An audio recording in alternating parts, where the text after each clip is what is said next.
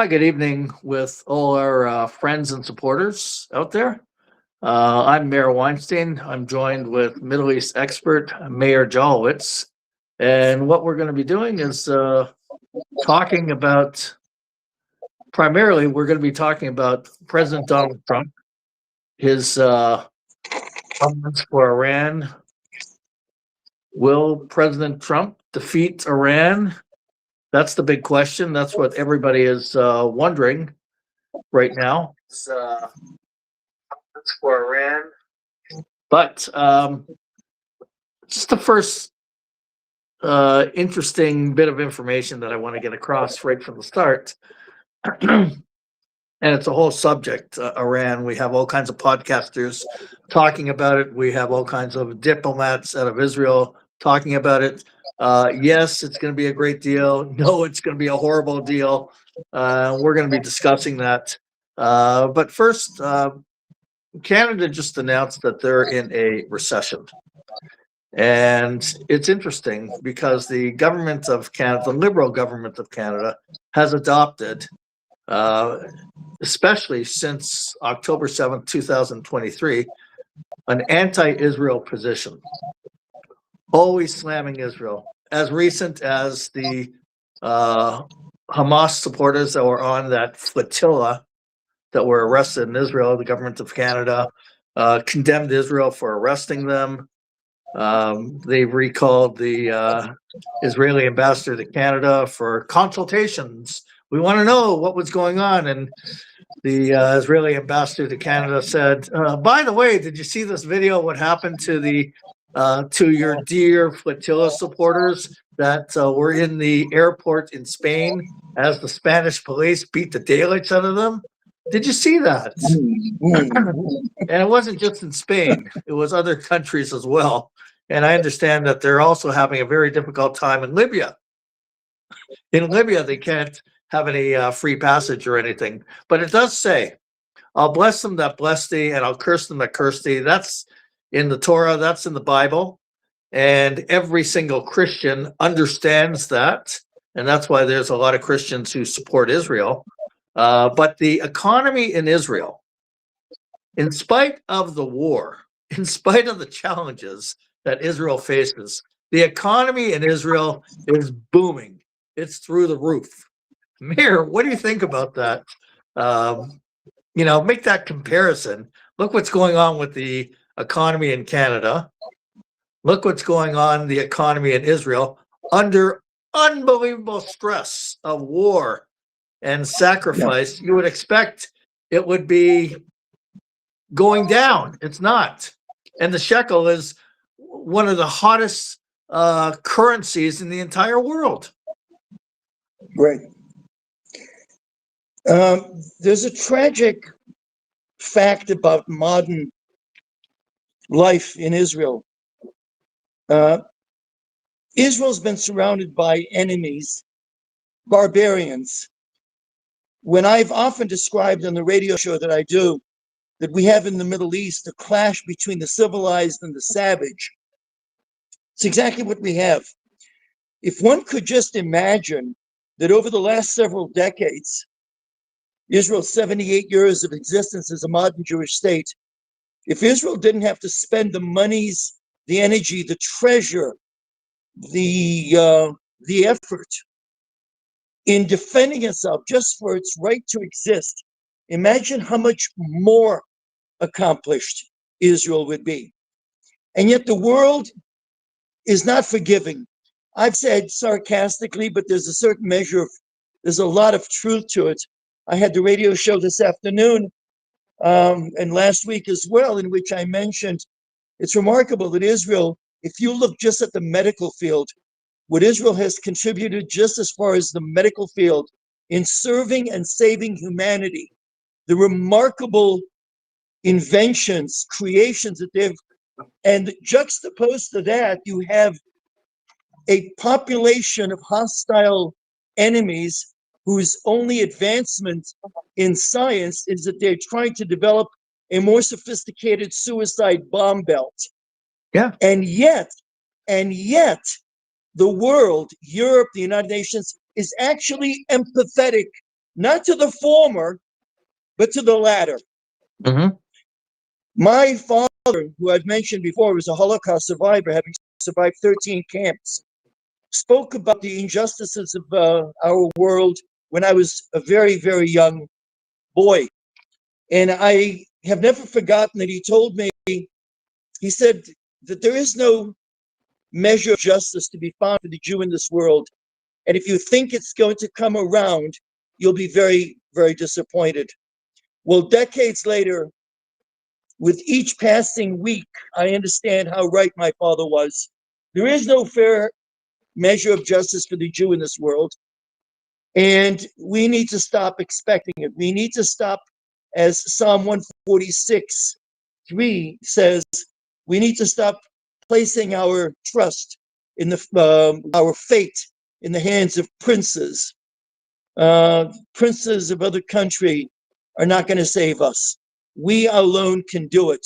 And I know we're going to talk about Iran, and I will almost cut to the chase and give a solution, which is the. I was doing a lecture this Thursday, and someone asked me, "So what's the solution, Meir?" Because I was talking about all the bad news that was coming, and I said, "Not every problem in the world has a solution." I said, "But there are things that we can do towards bettering the situation." And you and I have discussed this before, and I'm jumping to the end, but it needs to be that Israel needs to become self-sufficient in its Mhm. ability to defend itself. So when countries such as the United States, which has been a friend to Israel for a long time, more so certainly with Trump than with Biden, and so on and so forth, but when countries such as the United States, which are considered our friend, our ally, the nation that empathizes without concern, when they turn on us, we become completely reliant on them. And it's time that we understood that if there's one lesson to be drawn from the fact that Trump, who's the best president that the Jewish state has ever known, when he decides to do a deal with Iran, never mind that it'll be counterproductive to Israel, Israel has to go along, or Israel seems to think that it has to go along. When Donald Trump comes down and tells Israel that it needs to stop there needs to be a ceasefire with its war in Hamas, Israel capitulates because it's relying on American weapons. When the Trump administration comes by and tells Israel that it needs to, as part of this Iran deal that will be signed, make no mistake about it, it'll be signed, that all of a sudden that includes a ceasefire with Hezbollah also, and Israel seems to need to follow the directions of the Americas. We need a wake-up call, and that is Israel needs to become militarily completely self-sufficient. It's not something that can be done overnight, but it's something that needs to be started tonight. You know what? There are many people in Israel now that are talking just like that, saying that Israel has to be self-sufficient. I think Netanyahu even has been speaking about that as well. Um, and that's one of the reasons why we don't want foreign aid from the United States anymore. Want to completely phase it out. I mean, the Israeli economy is I think it's headed for this year, 2026, about 750 billion, or I could be off a little bit, GDP. And in a few years or a couple of years, probably headed to cross over the $1 trillion threshold. So Israel could be self-reliant, and they're making some deals, from what I understand, with India to manufacture. They have the know-it-all. Years ago, they were trying to develop their own fighter jet, the Levi, and and that was like the first step. Israel trying to become self-sufficient back then. So, what steps are going on right now to? What is Israel doing right now to enter that field of self-sufficiency? Well, allow me to play off of what you just said. Fast forward, imagine 3 years from now, we have a new president sitting in the White House. Well, we will have a new president. But Yes. imagine that president is J.D. Vance, or God forbid, it's some Democrat. And imagine that they attach a condition to Israel, says that the Arab states are not happy and they want to have Jerusalem internationalized. They don't like the fact that Israel reunified Jerusalem with the Six-Day War, 1967. Mhm. And they attach a condition that tells Israel, if you don't allow Jerusalem to be internationalized, they're going to cut you off completely, which includes, or I should say, which especially points to no military aid. Israel has to be prepared to confront that type of eventuality. There are three countries, and I'm excluding for the moment Lebanon when I make this point. There are three countries which are in a war right now in the Middle East. It's the United States, it's Iran, and it's Israel. Lebanon, of course, is just an extension of Iran as long as Hezbollah is still extant. They all have different goals. The goal of the United States, particularly now with the midterm elections coming, the goals, I should say, of Trump, because when I say United States, I'm talking about Trump, is the optics. They want the price of gas to go down. What they Right. want is they want the optics. They want it to appear that the United States won a diplomatic victory with its war. For Israel, it was regime change. Its goal was regime change, and it failed because the United States decided to abort that goal and also denied Israel the opportunity to pursue that goal.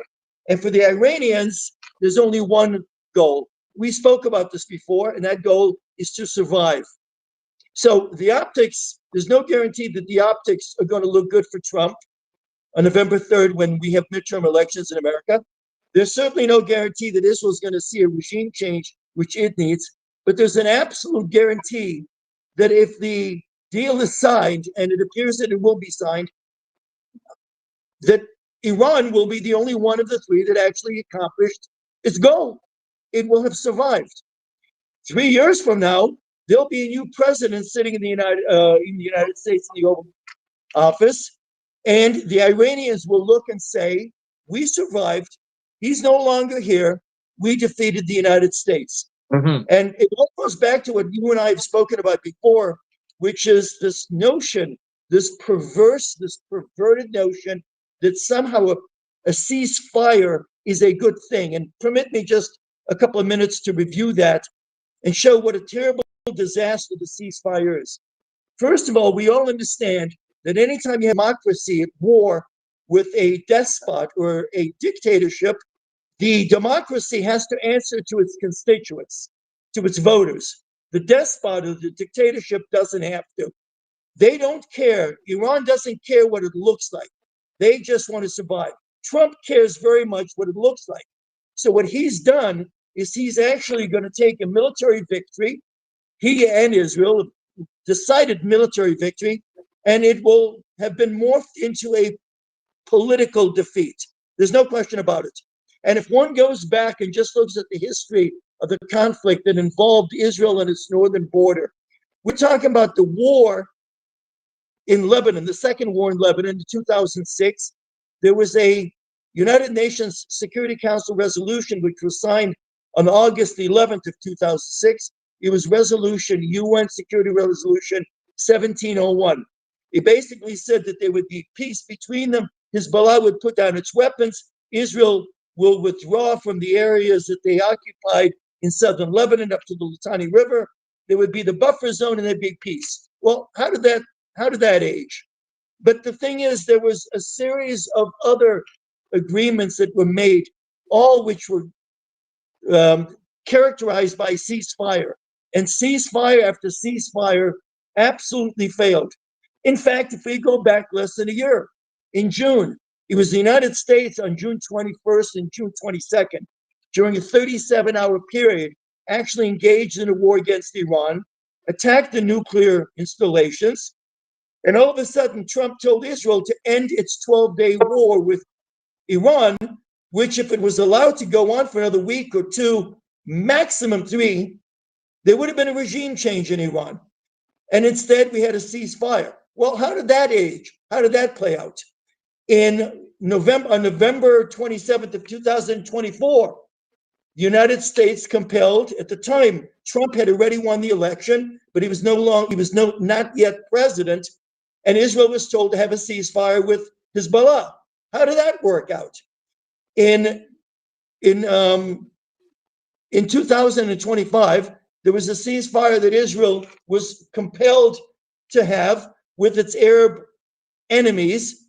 How did that work out? And on April 8th of this year, the United States called for another ceasefire. Israel was told to stand down. It was a ceasefire with Iran. It was a 2-week ceasefire. We're now many weeks beyond the 2 weeks. And 4 days ago, Trump announces that there's going to be a ceasefire that's going to last another 60 days. The lessons of history have not been learned at all by the Western world, by Israel, by the United States. And in this particular case, Israel is sort of in the sidecar, watching the Americans make mistake after mistake after mistake. And the Arabs are the benefactors of every mistake that the Western world makes. And it's something that we simply don't understand. What's really troubling is what has made Trump, on the broadcast today that I did on the radio, I literally listed 13 times. I gave the dates, beginning with July 16th of last year, almost every 2 weeks, 3 weeks, and I gave 13 dates in which the president, the United States president, actually talked about the fact that the Iranian uranium has been completely destroyed, and the term that he used was such that it was destroyed completely. 13 times he talked about the fact that it was destroyed. It didn't exist anymore. So what is it that they're trying to negotiate now that all of a sudden he's upset about? That the Iranians aren't willing to give up the uranium. Why give up the uranium if he told us on 13 different occasions since July of last year that it was completely destroyed?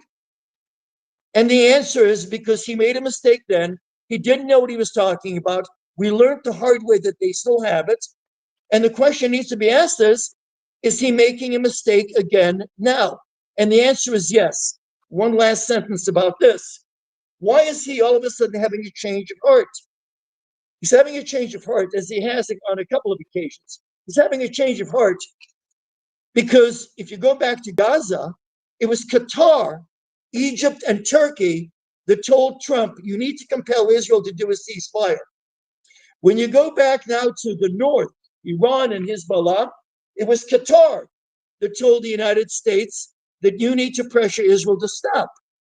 And most recently, he actually gave full credit to Pakistan.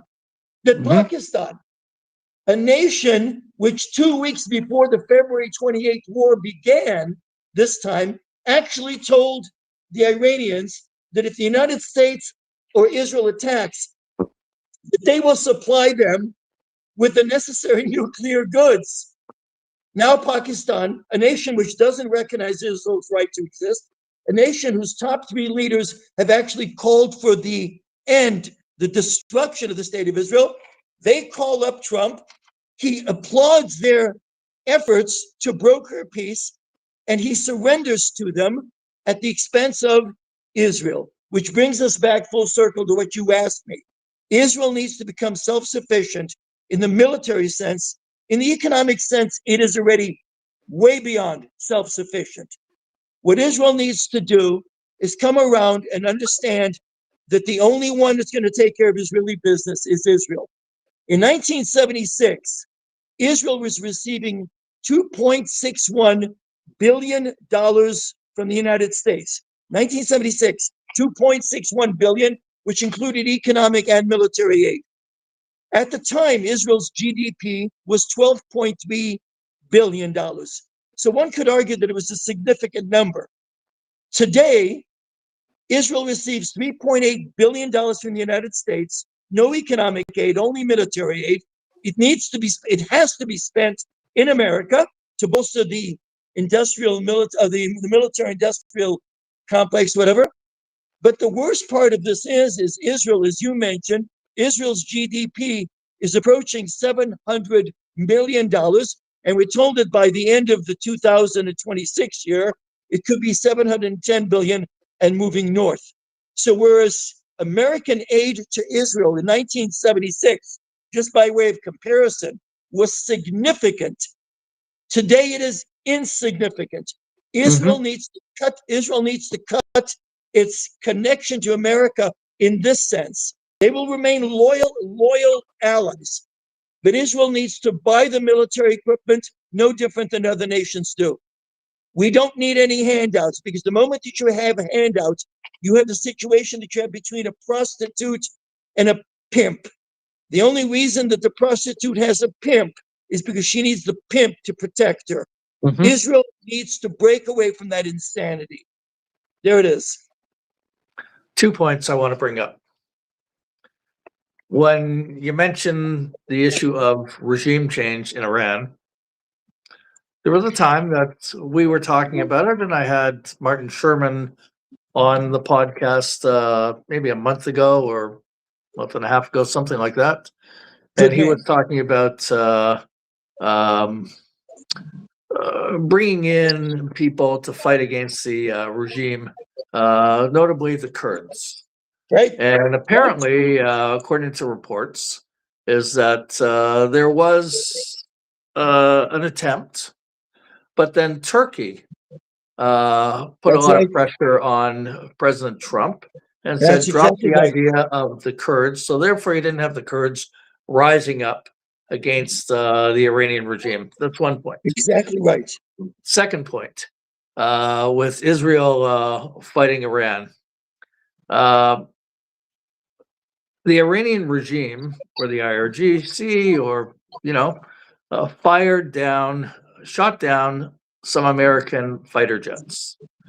The Israeli Air Force completed their missions 100% into Iran with not one shot down, period. Right. So, you talk about self-sufficiency, and we talk about, just support us, just say, yes, you're doing the right thing, and don't stop. And like you said, the 12-day war, Israel had to stop. And if it went on for another couple weeks or so, the results would have been unbelievable against Iran, and probably forced regime change, or just decimated the regime that exists right now. Those were the 2 points I just wanted to bring up. You could elaborate on that, Meir. Yeah. In my lecture last Thursday, I actually, just by way of juxtaposition, I reviewed with my session the Trump Gaza 20-point peace plan. And I chose 5 or 6 of the most relevant points of those 20 to show you how Trump at the time had told us that this peace plan had brought us peace for the first time in 3,000 years, is what he said. I've mocked it up, and I've said, you mean not going back to the days of the dinosaur? It's the first time we have peace in Gaza. Sure. This is insane. And what I did is I analyzed, and one didn't have to go too deep into the 20 points to realize that one of the most, if not the most significant point, in order for all others that followed to work, was that Hamas would voluntarily disarm, demilitarize, and agree not to have any role, direct or indirect, as the language is written in the thing, in the future governance of Gaza. We were sold. Israel was forced to go along with it, and no one today, or not too many, say, and how did that work out? Donald, you told us that we now have peace in Gaza. Well, we don't. It was a disaster. Your peace plan didn't seem to take into account that it was supposed to be some kind of gathering between the civilized and the savage. And the savage doesn't care what the hell the agreement ostensibly says. We don't seem to understand. And in fact, we could do a session in which I could actually take point by point. I could do it in 10 minutes to show how absurd that peace, the fact that they use that language, peace treaty. What peace treaty? It's like they call the Abraham Accords peace accords. There's no peace accord. It's a normalization of relations. And how Trump is trying to link the Abraham Accords to Iran is something which boggles my mind. There is no Sure. symbiotic connection between the two. I know that the clock is ticking, and I know you often ask me for a last word. So even before you ask me, permit me to do it right now. Let's go on. Sure. I often end with a quotation. I'll pull a quotation, and I'll just do. There was a quotation which is attributed to Johann Wolfgang von Goethe, the brilliant German philosopher. And he said the following. He said, by seeking and blundering, we learn. Pretty simple in its sense. By seeking and blundering, we learn. To which I say the Western world, particularly the United States, in looking for some kind of accommodation with the Muslim world, has sought, it blundered, but it has not yet learned. And it's tragic that the lesson of modern conflict in the Middle East is you do not make peace with an implacable enemy whose genocidal ideology is dedicated to your destruction. Period. The entire Gaza Strip is one big tunnel from the north to the south and in between. The entire Gaza is one terror tunnel. That's it. Under homes, under hospitals, under buildings, under workplaces. That's what it is. Everyone in Gaza knew that. President Trump even said, he asked hostages, did anyone in Gaza, anyone, help you in any way? They said no. And Trump ended by saying, well, even in Nazi Germany, there were some Germans that helped. And that's the mentality of the enemy in Gaza. And if you pay attention to these mobs in North America or throughout the world that are chanting, marching for Hamas, they're very clear in Western language to destroy Israel. The same ideology, they're very clear, and they're involved with major Islamic organizations in Western countries. They don't mince words. They're not looking for peace with Israel or any kind of accommodation, anything like that. They want Israel obliterated. They make that very clear. And therefore, it's even clearer to Israel when they look at Gaza, one big terror tunnel waiting for the day, and they believe they had that day on October 7th, 2023, and joined by Hezbollah in Lebanon, October 8th, joining in and firing missiles throughout Israel. And then Israel is being lectured by Prime Minister Mark Carney from Canada and Keir Starmer from the UK, and all kinds of nonsense coming out of France as well, Macron. Those countries are, France, on the news, it shows France is burning right now in Paris. Yeah. Major. There's a fire at the Eiffel Tower. You have mobs from these Middle Eastern countries who are there celebrating that they're burning the Eiffel Tower, that it's on fire. That's what's going on. And, like I said from the start, there it is. I'll bless them that bless thee, curse them that curse thee. Well, there you go. What you sow, you reap. You bring them in, you try and pacify them by saying how much we're going to take measures against Israel and condemn Israel to pacify them. And in return, they thank you by burning down your cities. To which I say about the fires in Paris, bring the marshmallows, bring the marshmallows. There's a truly remarkable, I know we've gone a little longer than we'd anticipated. There's a truly remarkable inability for us to understand what's going on. 2 days after Donald Trump said, somewhat tongue-in-cheek, but not fully, you know what? I think we're going to get a very good deal, because I only do good deals. We're going to get a good deal with Iran, and who knows, maybe Iran might actually join the Abraham Accords. And 36 hours later, there was a post ostensibly attributed to the new Ayatollah, which said that Israel will be destroyed within 15 years. So Yeah. I've quoted Eric Hoffa before, and I'll say it again now. We lie the loudest when we lie to ourselves, and we specialize. The only people who are masters of the art of the deal is the other side. It's not us, tragically. Absolutely. Meir, Yeah. thank you very much. And let me ask everyone who's watching, if you could please share this on whatever social media platform you use. We'll reach a lot more people. We really appreciate it. Meir, thank you very much, and we'll take it up again. Thank you. Shalom, shalom. Thank you.